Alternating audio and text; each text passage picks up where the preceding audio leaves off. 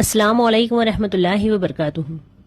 دیکھیے، ہمیں ایگزیکٹلی نہیں پتا ہوتا ہے کہ لیلۃ القدر کس رات ہے، مگر ہمیں کچھ علامات، کچھ سائن بتائی گئی ہیں، جیسے کہ نبی صلی اللہ علیہ وسلم نے فرمایا کہ رمضان کے آخری عشرے کی طاق راتوں میں، یعنی آڈ نائٹس 21، 23، 25، 27، 29 میں لیلۃ القدر کو تلاش کرو۔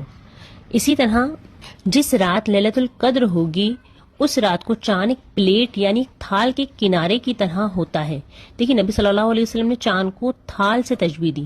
دیکھیے، تھال کے کنارے سے اس لیے تشبیہ دی کہ آخری راتوں میں چاند پورا نہیں رہتا بلکہ کنارے کی طرح رہ جاتا ہے۔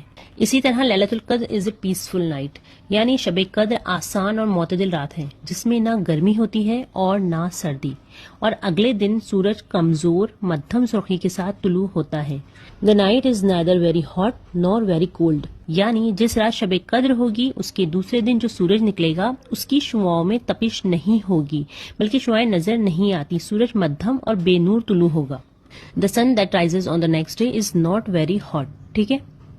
اسی طرح لیلۃ القدر والے دن کو یا رات کو بارش بھی ہو سکتی ہے، یہ بھی ایک نشانی ہے لیلۃ القدر کی، ٹھیک ہے۔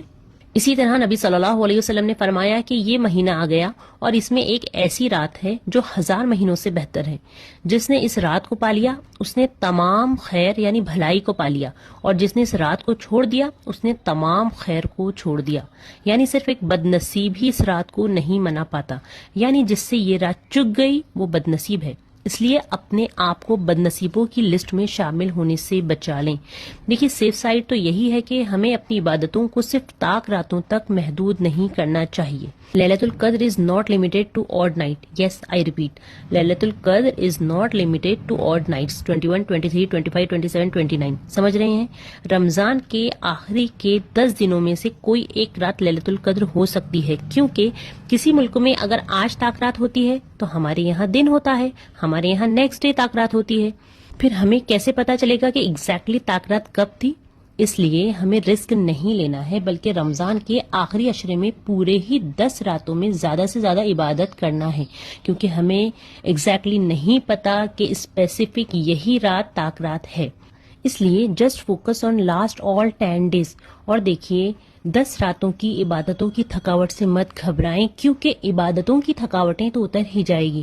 آپ کے پاس پورا سال پڑا ہے، آپ آرام کر لینا، مگر جو ہم ان 10 راتوں میں کمائیں گے اجر ثواب اور نیکیاں وہ ہمیشہ باقی رہے گی، اس لیے let's not waste our time. جزاک اللہ خیرا کثیرا۔